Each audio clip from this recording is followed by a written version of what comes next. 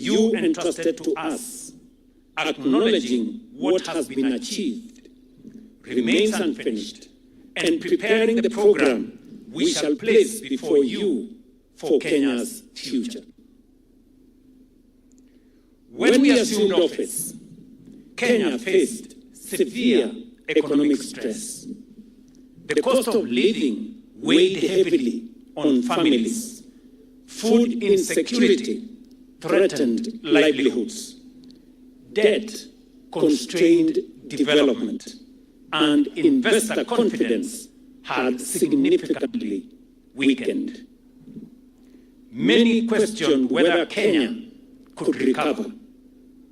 Yet, Kenya's strength has never been measured by the magnitude of its difficulties, but by the determination of its people.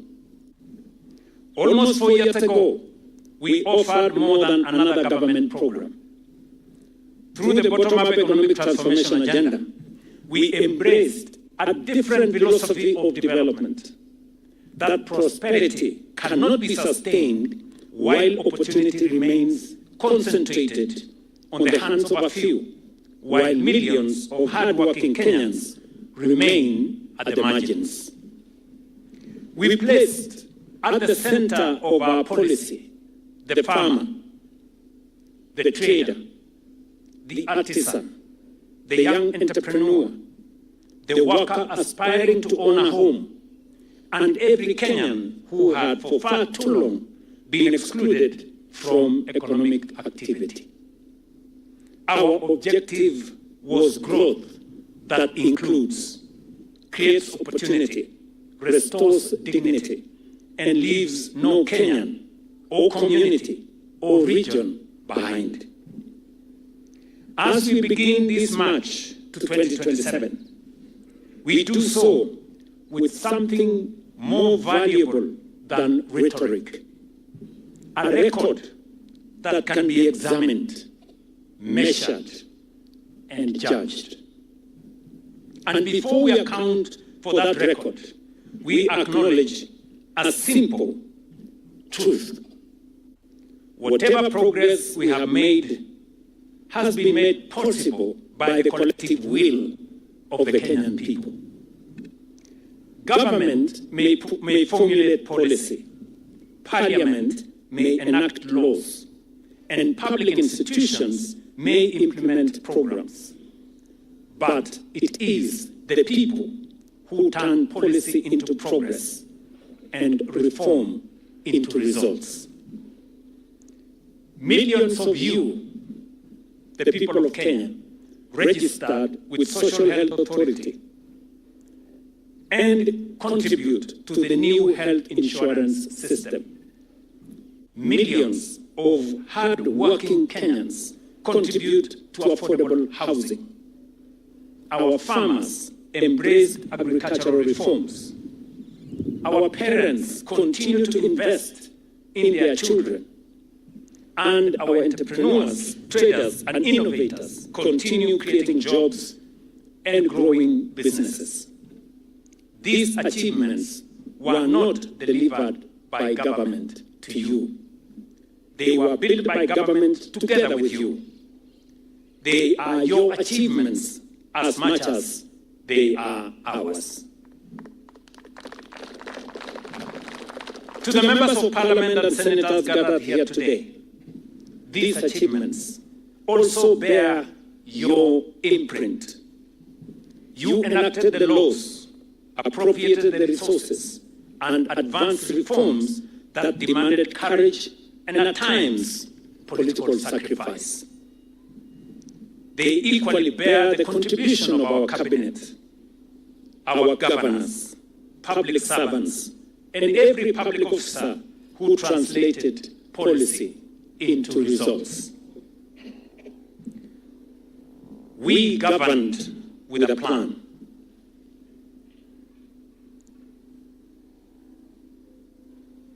We governed with a plan. At its heart was the promise of Article 43 of our Constitution, the right of every Kenyan to health care, to education, housing, food, water, social security, and human dignity. These are not political favors. They are constitutional rights and obligations. Let me mention a few areas that today we can say with solid evidence that transformation has happened. On economic stabilization and growth, we worked with the people of Kenya on stabilizing our economy. 3 years ago, inflation was at 9.3%. Our exchange rate was 165 to the shilling. Interest rates were upwards of 15, 16, 17%. Our dollar reserves had dwindled to 2.5 months cover at $5.7 billion. Our FDI was doing badly. Today, with confidence, we can face the nation and say, inflation has been stabilized. Exchange rate has been stabilized for 2 years at 129 shillings to the dollar. Interest rates have been managed. Today, 91 Treasury bill rate that was at 16%. Today, it is at 8.75%. Last year, we had a record $3.2 billion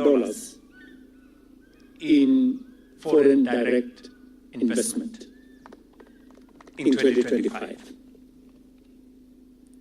We have grown our savings, something that has been a debate in Kenya for many years.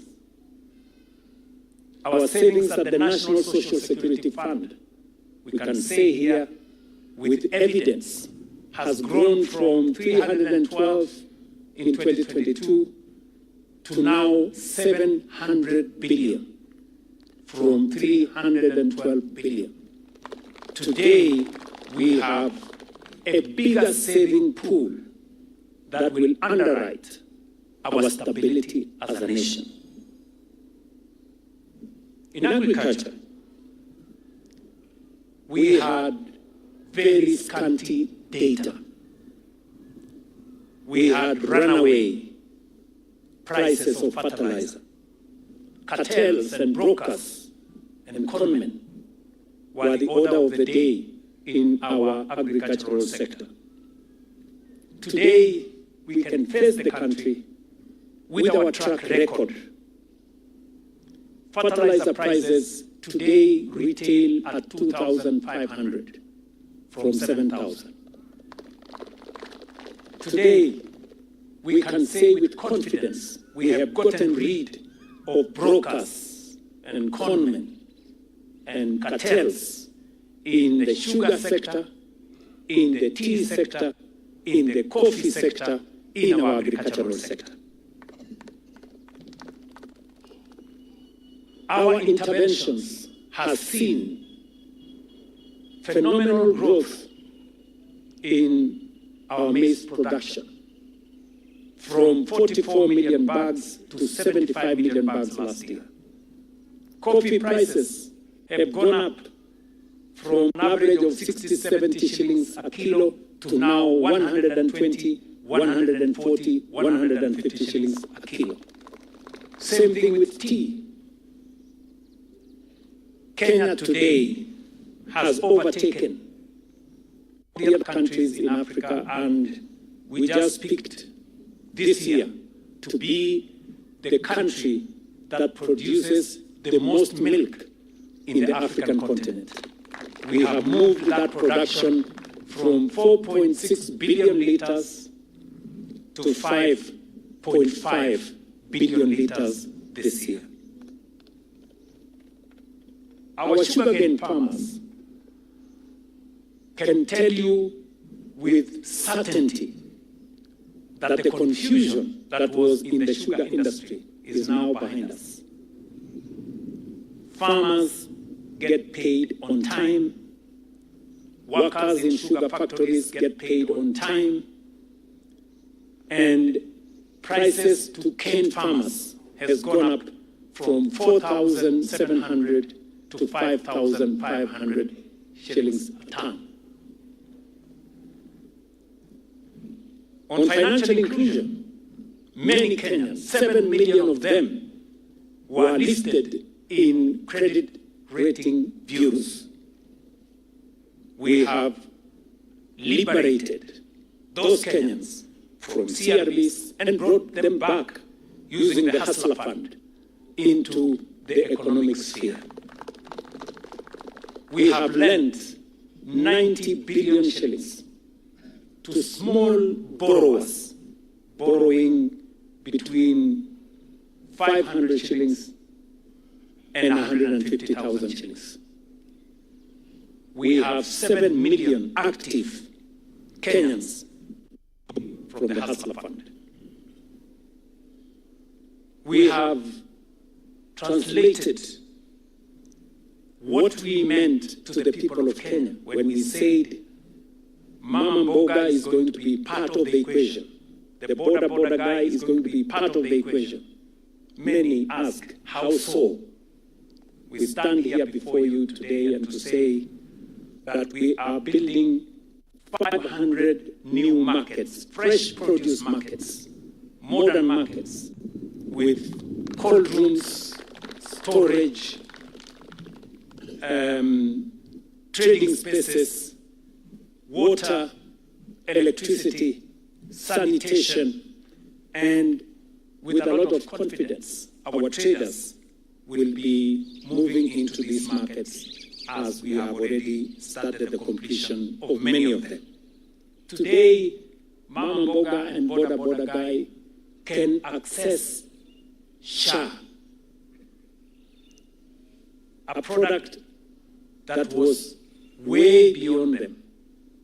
They too can participate because today SHA has the opportunity to include every Kenyan.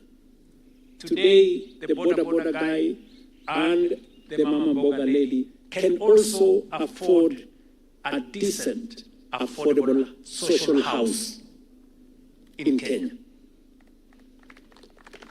Some of them already are occupants of our social housing in some of the developments that are now complete.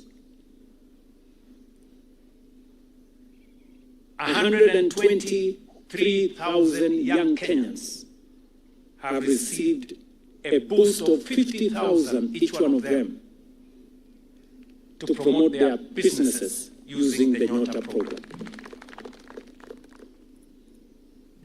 Universal health, spoken about by Article 43 of the Constitution of Kenya, today is a reality to 32 million Kenyans that we have registered.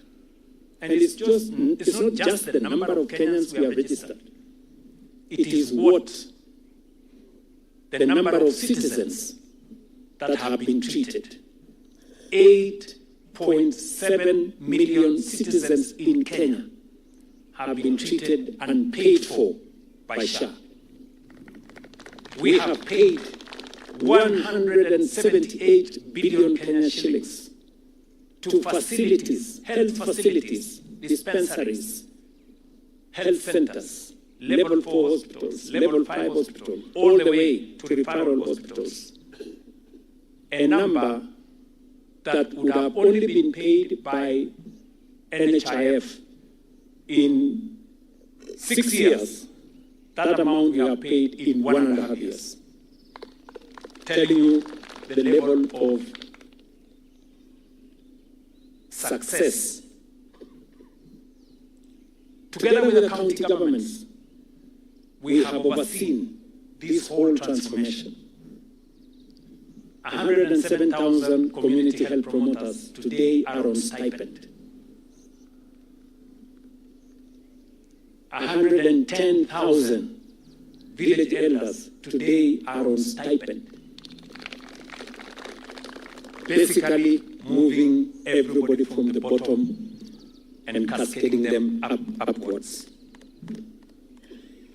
On education, we can face the people of Kenya and tell them, 4 years ago, we had a crisis in the education sector.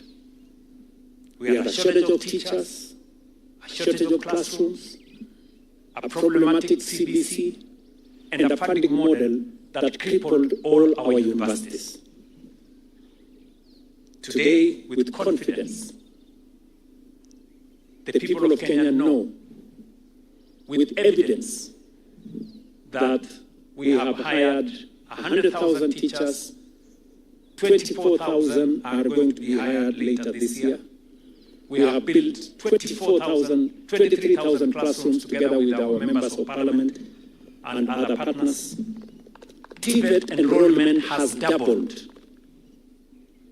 Let me repeat that. TVET students' enrollment has doubled. And again, I can speak here with confidence and evidence that our new funding model is changing what they experience in our universities.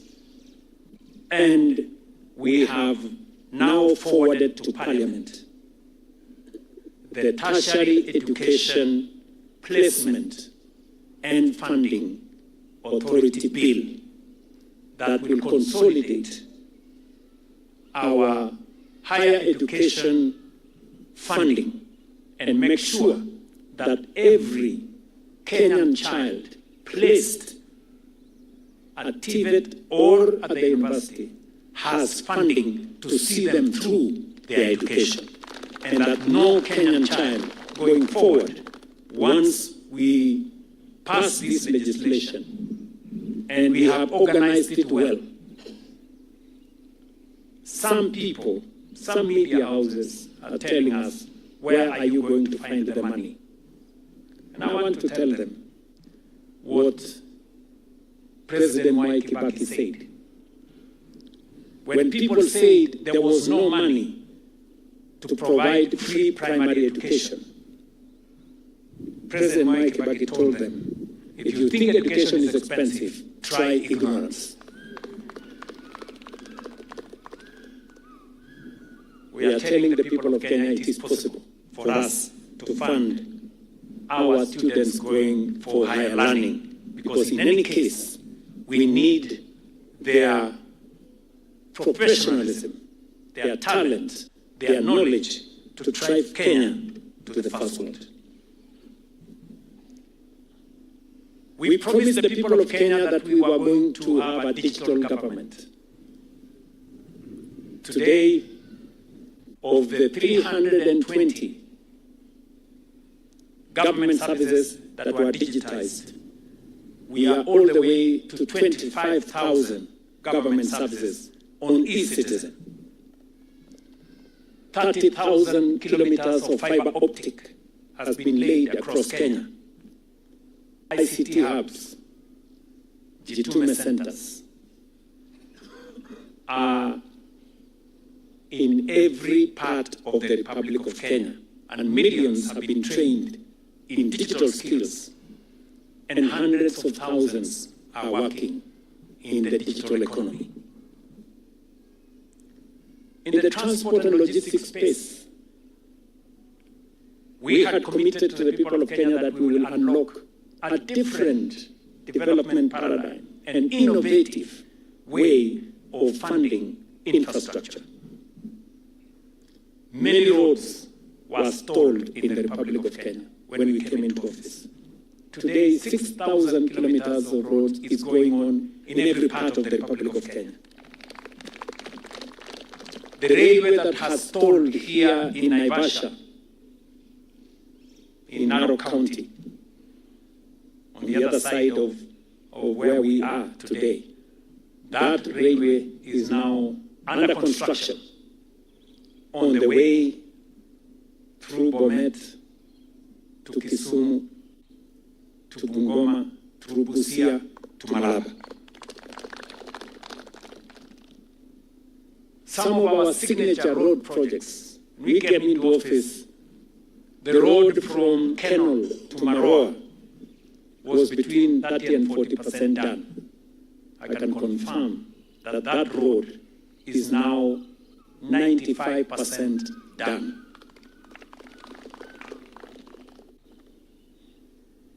We are also doing the road from Isiolo all the way to Mandera, 750 kilometers, to open up northern Kenya, a place that for many years felt they were marginalized. And for those of you who will use our roads back to Nairobi, or those who use them coming here, you must have noticed that the Ironi Mau Summit Road is under construction. And so are many other roads in the Republic of Kenya.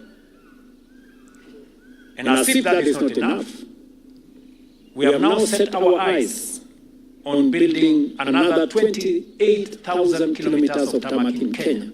And that is the reason why we enacted the National Infrastructure Fund to provide resources in an innovative way to mobilize domestic and foreign resources to underwrite our infrastructure development as a nation. For the record, National Infrastructure Fund has already begun work with the construction of the airport in Jomo Kenyatta. On electricity, we have connected 1.3 million additional households to electricity in the last 4 years. And we are continuing that investment. And we are building infrastructure in different parts and different spaces, including sports infrastructure. You're all aware that there are 32 stadia undergoing construction in Kenya, including the Raila Odinga Talanta Stadium in Nairobi. You're also aware that we are upgrading our conference facilities. And Bomas of Kenya is in the final stages of completion. That will be among the most modern conference facilities in our region. I am saying what I am saying because it is important for the people of Kenya to measure what we have achieved with the trust and mandate that they gave us. Taken together, these achievements tell a simple story of a people whose resilience made progress possible, a government that honored its commitments, a parliament that gave reform legislative force, and a public service that turned policy into results. Together, we have restored confidence. Together, we have laid a strong foundation. And together, we are ready for Kenya's next chapter. Fellow citizens, it is on the strength of that record and with humility about the work still before us that we begin our journey towards 2027 general election. But no election can be fought on past achievements alone. Those who seek your mandate as the people of Kenya must also tell you where they intend to take this country tomorrow. After listening to Kenyans from across our society and engaging with different leaders, I challenged our nation in my State of the Nation address last year to confront a larger question. What must Kenya do to become a first world nation? That is neither simply an economic question nor a political one. It asks us to think beyond the next budget, the next election, or even the next administration.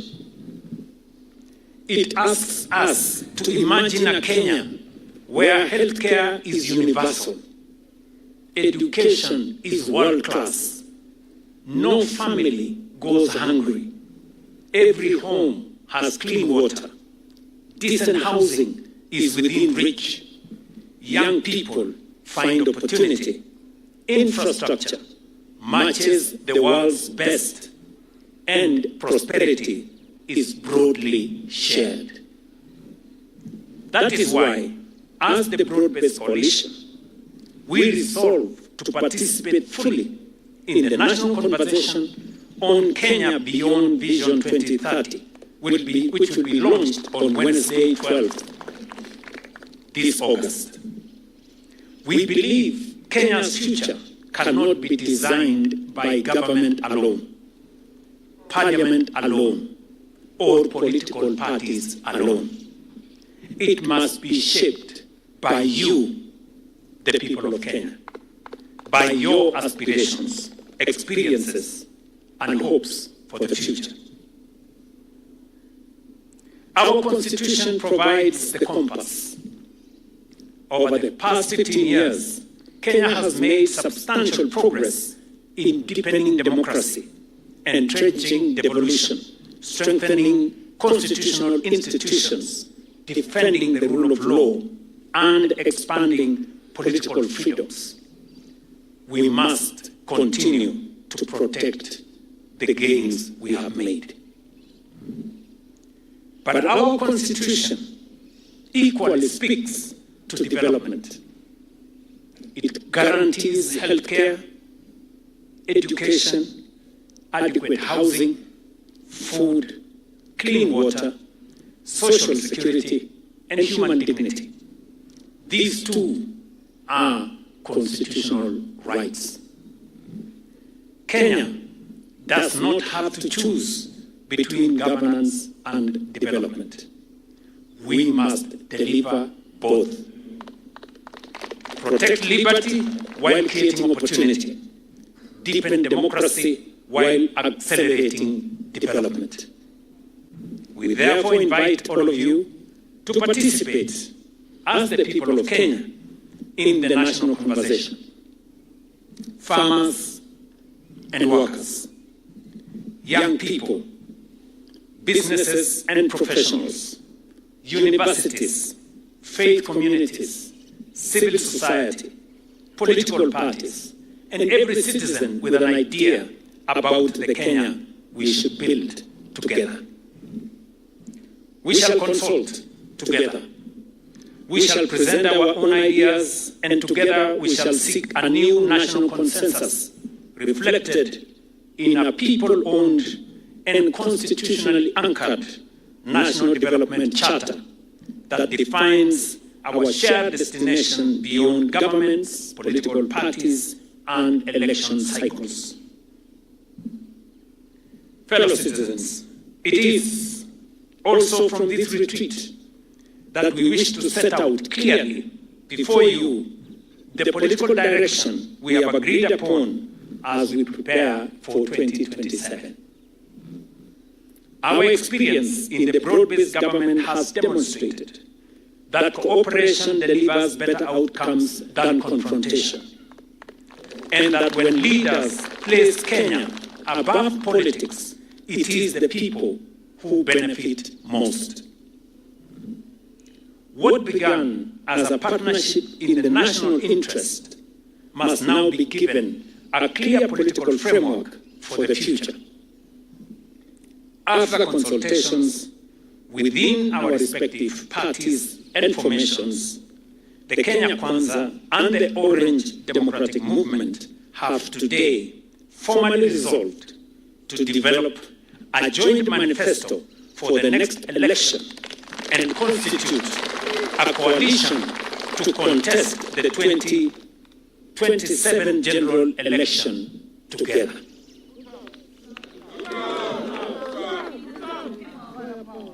This formalizes the political partnership we have built and gives it a clear mandate to consolidate the progress we have made, carry the reforms underway to completion, and present to the people of Kenya a common program for the next phase of our national transformation.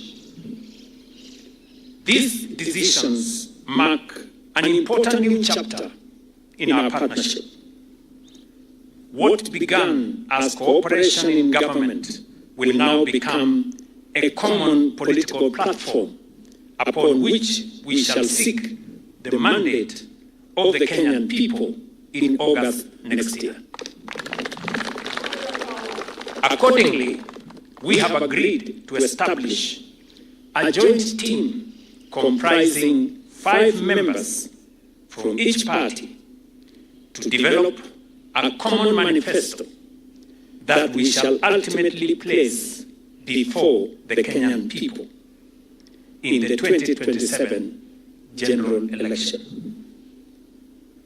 The Orange Democratic Party has nominated Mr. Isaac Wanuge, Ms. Mariam Abdullahi Baruch, Ms. Leonida Kerubo Omosa, Engineer Kare Oregonian, and Kare Orege, and Professor Bernard Mook, with the ODM Executive Director serving as an ex-official member. Kenya Kwanza has nominated Mr. Emmanuel Nzai, Dr. Daniel Mwai, Mr. Bramwell Simiyu, Mr. Mohamed Hassan, and Dr. Cecilia Ngetich, with the UDA Executive Director serving as an ex-official member. Their task is not simply to produce a political document. The manifesto will draw from our shared values and priorities while being informed by the aspirations, ideas, and priorities expressed by Kenyans, including through the national conversation on Kenya Beyond Vision 2030, and reflected in the National Development Charter that will emerge from it. The team's mandate will be to identify our common priorities, harmonize ideas and areas requiring consensus, and develop practical policies that will respond to the economic, social, and governance aspirations of the people of Kenya. In addition, the 2 party leaders, myself and Dr. Oburu, will each nominate another 5 members from each political party and formation to a second joint team to prepare the coalition framework agreement, recommend the principles and governance structures that will guide our partnership, and propose the leadership arrangements necessary to take this coalition forward. These are not merely internal processes between political parties. They are part of the work of building the partnership, developing the program, and preparing the leadership proposition upon which we shall seek your mandate as the people of Kenya in August 2027. This work begins immediately because the mandate we shall seek in 2027 must be matched by a program worthy of Kenya's future.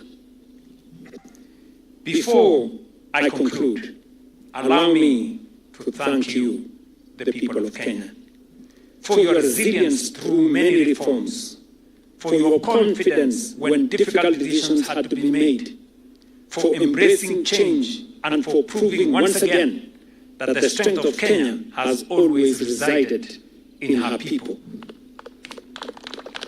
And to the members of Parliament and senators gathered here today, thank you for standing firm in advancing legislation that many considered difficult, but which our country required.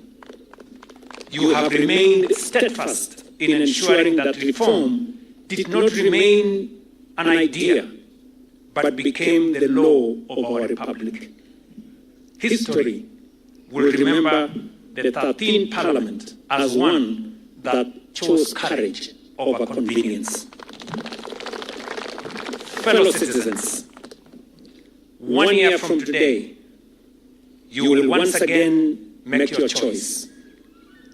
When that day comes, we shall come before you with humility, not claiming perfection, not pretending that every challenge has been overcome, but confident that we have honored the trust you placed on us. 4 years ago, we asked you to trust our plan. Today, we return not merely with promises, but with proof of what has been achieved. We asked you to believe that Kenya could recover. Today, recovery is no longer the question. The question now is how far Kenya can go, and who has the vision, the experience, and the resolve to take our nation there. Ultimately, that choice belongs where our Constitution has always placed it, with you, the people of Kenya. Before I conclude my remarks, let me ask my elder brother, the party leader of ODM,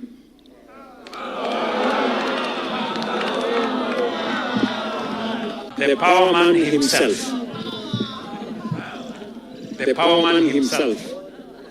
to come and make some remarks. Senator Oburu, party leader, welcome.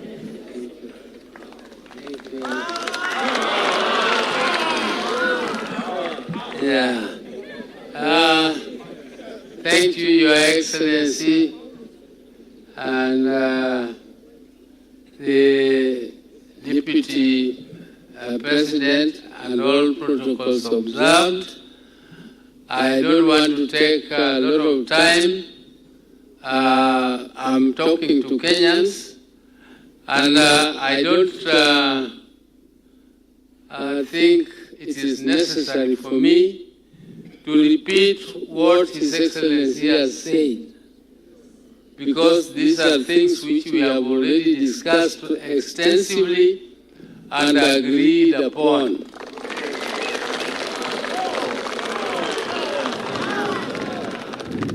And therefore, I don't want to speak more. But our party, ODM, is not a weak party. We came to this coalition not because we are unable to fill the presidential candidate, not because we are not prepared up to grassroots. We are the largest party. Up to grassroots, we go up to polling stations. And we joined the government because we did not want our country to be taken over through demonstrations, the government to be changed through demonstrations. We want our country, the government of Kenya to be changed through a democratic process through the ballot box. It must be changed by Kenyans and all Kenyans through the ballot. And therefore we came in to stabilize the government. And at that time, my late brother was still the party leader of ODM, Raila Amolo Odinga. It is very, very unfortunate that we lost him at a time when we had just started this broad-based arrangement where we came in consciously. We were not forced by anybody to stabilize the government. And when we came in, we have been working.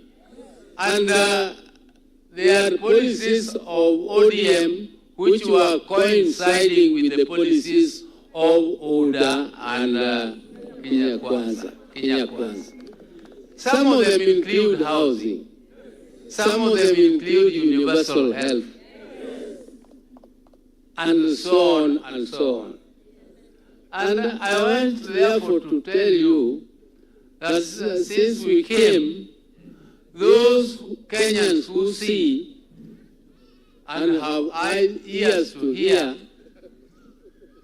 have noticed that ODM has made a difference in the governance of the country. And President Ruto has also welcomed ODM with two hands because he knows that ODM not only brings numbers, but it brings quality.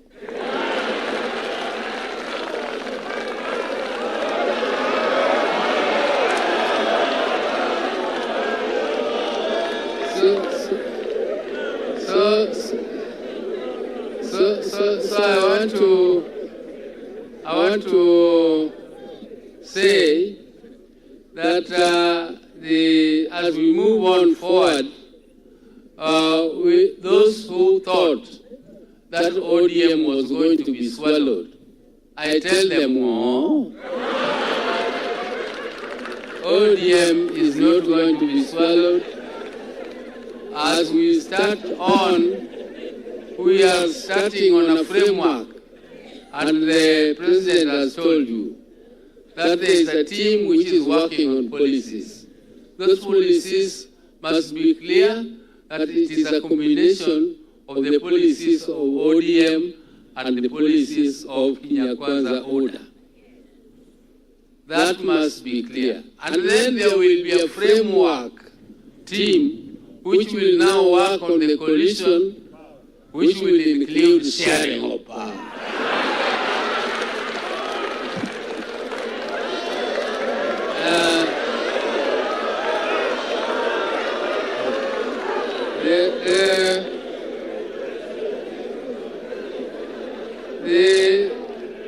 The progress so far made is enough to tell our opponents that we are damn serious about this. We are not joking. We are going to win the next election by a landslide.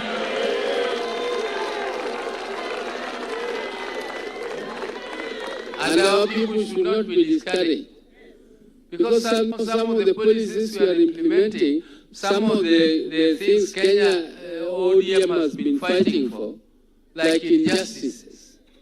ODM stands for against injustice. ODM stands for inclusivity.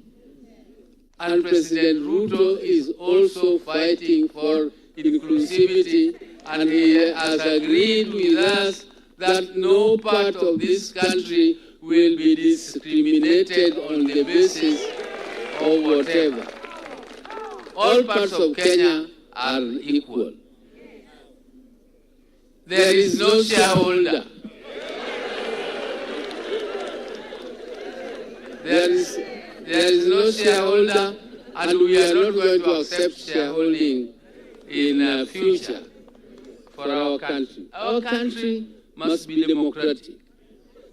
our people fought for independence against the British. We chased away the British. But now, after the British went, we now have to fight for economic liberation. And that economic liberation is what led us to multi-party democracies, and that is what also led us to a new constitution. The Kenyan constitution is the most progressive constitution in Africa, in the whole world. It's a very, very comprehensive and very, very progressive constitution. And we are going to implement it to the letter. We are going to follow the constitution and make sure that our people get what they want. Our people got what they want, that is independence against the British, and they will get economic emancipation, which they also want, and whether somebody likes it or not, it is like the Nile flowing, it will reach the Mediterranean whether you like it or not.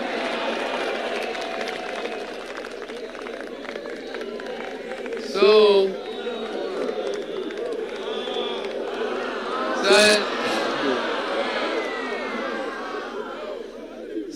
as I told you, President Ruto has said we are forming those teams and we are moving on, and I don't want to add more to what he has said. He has explained, we have been discussing the progress so far made, and he has summarized them very well. I don't think there is anything for me to add on to the progress we have so far made on all the fronts. But as we now conclude, we as ODM, we are more used to the streets where those people want to go. We knew how to carry the sufurias better than them. But now, we want to now have an opportunity. There's no party in this country which is formed to be in the opposition. All political parties are formed to be in what? Power. And therefore, our party, ODM, is fighting and is not going to move out. I don't understand the logic of my governor in Siaya, who says he is in a broad-based government, he is in government, and he is going out of government so that he comes back to government. I don't understand. Thank you very much, Your Excellency. Your Excellency, I'm requesting we remain seated, please. Please let's maintain our sitting positions kindly. Okay. That is the power man himself. So thank you very much, ladies and gentlemen. I guess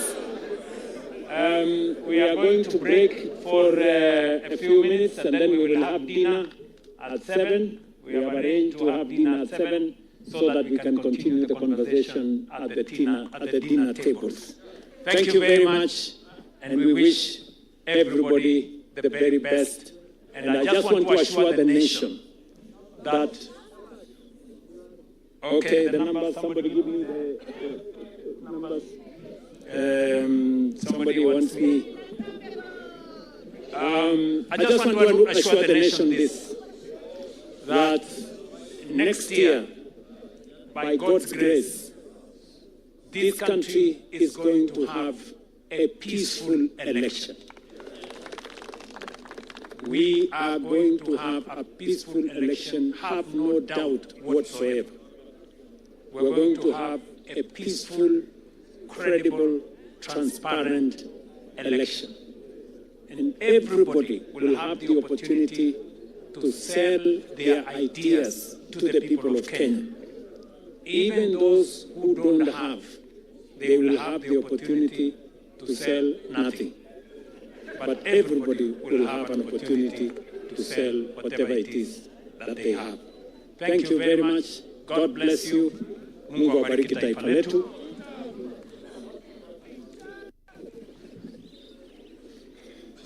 We have in our midst 312 members of the National Assembly. We have in our midst 48 senators. We have in our midst 23 governors. And we have in our midst 24 deputy governors. This is a total of 392 leaders in the broad-based coalition. Asante sana. Na sisi wote tunasema ati tunasema asanteni sana. God bless you.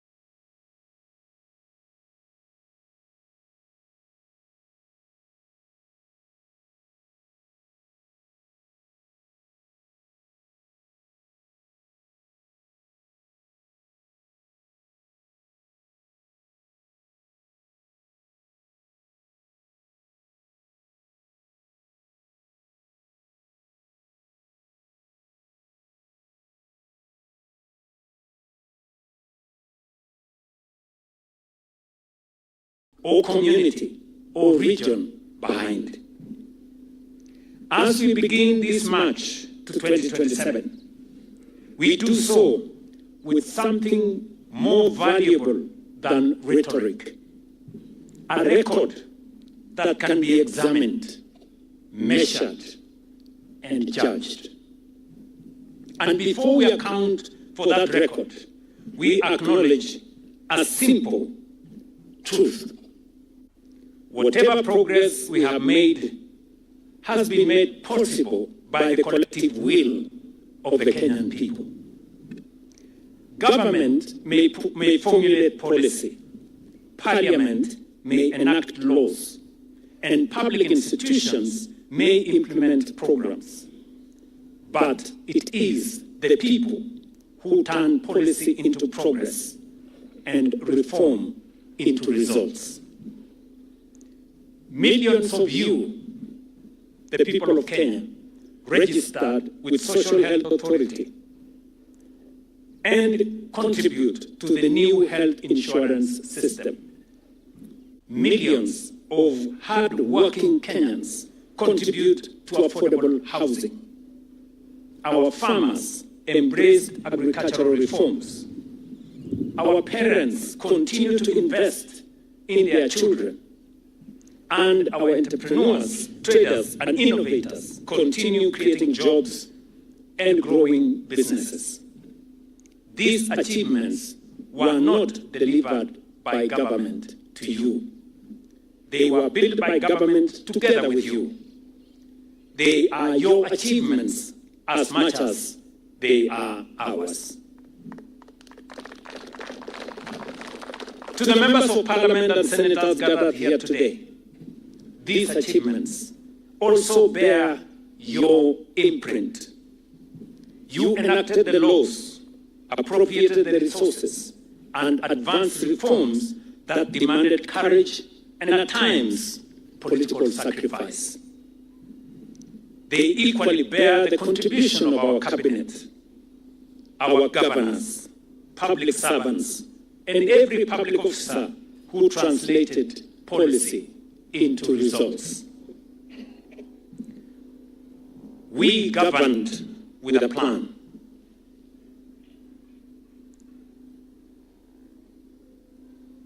We governed with a plan.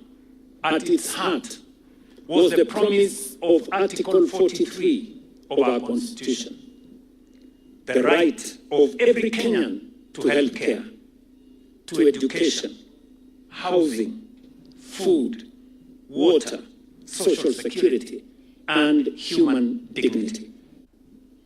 These are not political favors. They are constitutional rights and obligations. Let me mention a few areas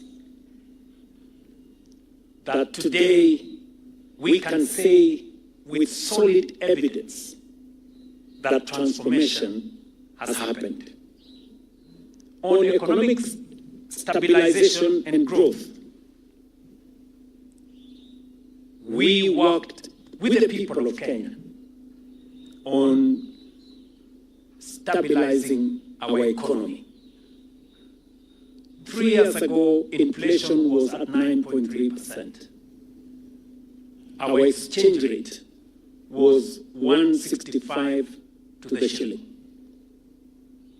Interest rates were upwards of 15, 16, 17%. Our dollar reserves had dwindled to 2.5 months cover at $5.7 billion. Our FDI was doing badly. Today, with confidence, we can face the nation and say, inflation has been stabilized. Exchange rate has been stabilized for 2 years at 129 shillings to the dollar. Interest rates have been managed. Today, 91 Treasury bill rate that was at 16%. Today, it is at 8.75%. Last year, we had a record $3.2 billion in foreign direct investment in 2025. We have grown our savings, something that has been a debate in Kenya for many years. Our savings at the National Social Security Fund, we can say here with evidence, has grown from 312 in 2022 to now 700 billion, from 312 billion. Today, we have a bigger saving pool that will underwrite our stability as a nation. In agriculture, we had very scanty data. We had runaway prices of fertilizer. Cartels and brokers and conmen were the order of the day in our agricultural sector. Today, we can face the country with our track record. Fertilizer prices today retail at 2,500 from 7,000. Today, we can say with confidence we have gotten rid of brokers and conmen and cartels in the sugar sector, in the tea sector, in the coffee sector, in our agricultural sector. our interventions has seen phenomenal growth in our maize production, from 44 million bags to 75 million bags last year. Coffee prices have gone up from an average of 60, 70 shillings a kilo to now 120, 140, 150 shillings a kilo. Same thing with tea. Kenya today has overtaken the other countries in Africa, and we just picked this year to be the country that produces the most milk in the African continent.